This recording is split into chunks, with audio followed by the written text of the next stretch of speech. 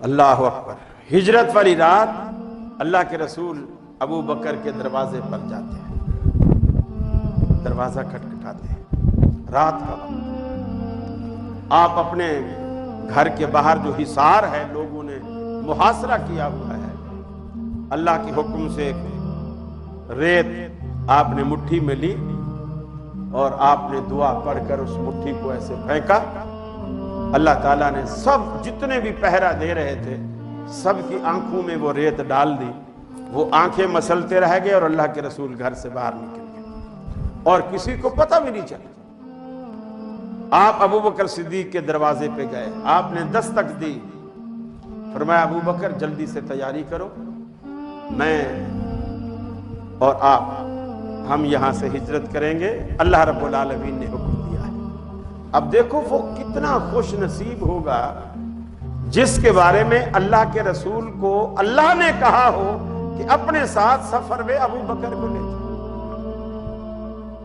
اس کے ایمان میں، اس کے اخلاص میں، اس کے تقوی میں اور اس کی وفاداری میں کوئی شبہ ہو سکتا ہے؟ چلو دنیا دھوکہ کھا لے گی، اللہ تو دھوکہ نہیں کھاتا نا۔ اللہ کو تو پتہ ہوتا ہے، وہ تو اندر باہر سب چیز جانتا ہے۔ میرے دل میں کیا ہے وہ جانتا ہے، میں کیا سوچ رہا ہوں وہ جانتا ہے۔ اللہ تو غلط مشورہ نہیں دے گا۔ پھر آپ کے گھر سے اونٹنی گئی، اونٹنی گئی، آپ اونٹنی کے اوپر سوار ہوئے۔ رسول اللہ صلی اللہ علیہ وسلم نے بھی اپنے اوپر چادر ڈال رکھی ہے۔ راستے میں کئی لوگ ملتے ہیں، کئی لوگ ملتے ہیں اور ابو بکر کو جانتے اور پہچانتے ہیں۔ رسول اللہ تھوڑا چادر اس طرح ڈالے بیٹھے ہیں کہ لوگ پہچان نہیں پاتے۔ لوگ ابو بکر سے پوچھتے ہیں، ابو بکر یہ تیرے ساتھ کون ہے؟ کیا خوبصورت بات ہے۔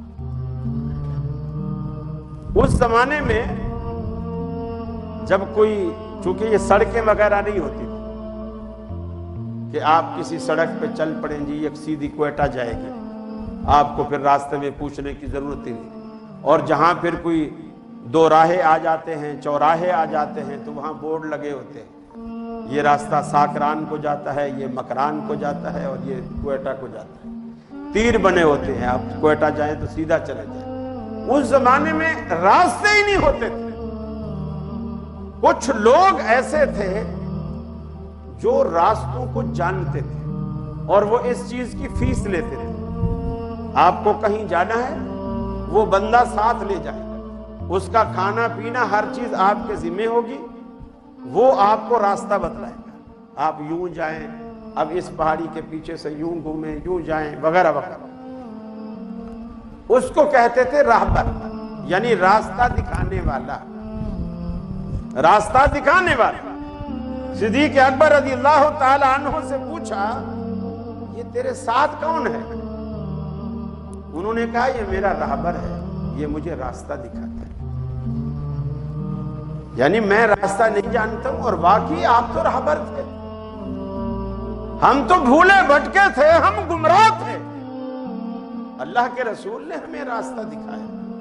یہ تو ہماری بدبختی ہے کہ آج اتنے بڑے راہبر کے آنے کے باوجود دنیا کئی سو سال پیچھے آ کے اپنے راہبر پیر مرشد ڈھونڈ رہی ہے۔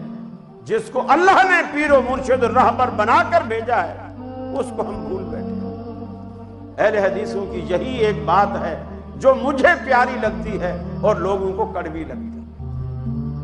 یہی بات لوگوں کو دکھ دیتی ہے کہ میاں یہ انتشار کی بات کرتے ہیں، ہمارے پیر کو کوس دیا، ہمارے امام کو یہ کہہ دیا۔ ہم کسی کے امام کو کچھ نہیں کہتے، ہم کہتے ہیں آمنہ کے لال جیسا کوئی ایک تو لاؤ، کوئی مد مقابل لاؤ تو صحیح نا۔ تم نے کس طرح رسول اللہ صلی اللہ علیہ وسلم کے مقابلے میں فرمایا یہ میرے راہبر ہے، چلتے گئے۔ اللہ نے دیکھو کیسی مدد کی، غار میں گھسے،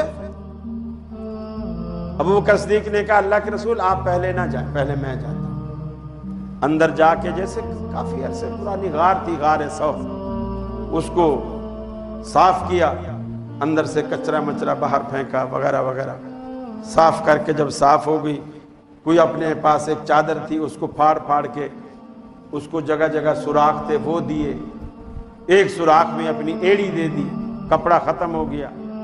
اللہ کے رسول کو بلایا، آپ اندر آ گئے کیونکہ سفر کے تھکے ہوئے تھے، اور وہ پہاڑی حاجی لوگ اچھی طرح جانتے ہیں اس پر جوان آدمی کو بھی چڑھنا مشکل ہے، اور ابو بکر صدیق نے رسول اللہ صلی اللہ علیہ وسلم کو کندھے پر اٹھا کر پہاڑی کے اوپر چڑھا، کندھے پر اٹھا، اور عمر میں زیادہ فرق نہیں ہے، آپ ابو بکر صدیق کچھ بڑے ہیں، صرف اس لیے کہ دو کے قدموں کے نشان نہ ملیں، تاکہ کوئی قدموں کے نشان دیکھتا ہوا بھی آئے نا تو اس کو دو بندوں کے قدموں کے نشان نہ ملے۔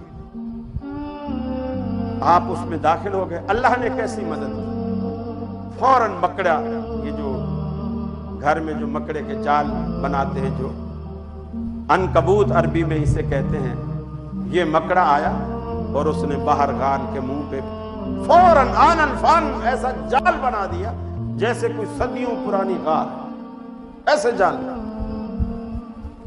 بعض تاریخ والوں نے، سیرت نگاروں نے یہ بھی لکھا ہے کہ سائیڈ پہ کبوتری نے انڈے بھی دے دیے، واللہ عالم، لیکن وہ مکڑے نے جب جال بنایا،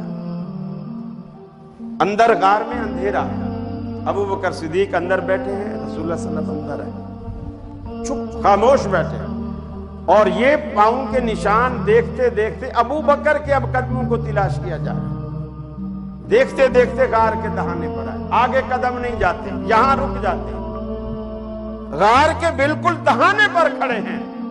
ابو بکر صدیق کہتے ہیں میں دیکھ رہا ہوں ان کے قدموں کو، اور اللہ کے رسول سے ابو بکر صدیق کہتے ہیں اللہ کے رسول اگر انہوں نے ذرا سا بھی یوں نیچے دیکھا نا ہم انہیں نظر آ جائیں گے، وہ ہمیں دیکھ لیں گے۔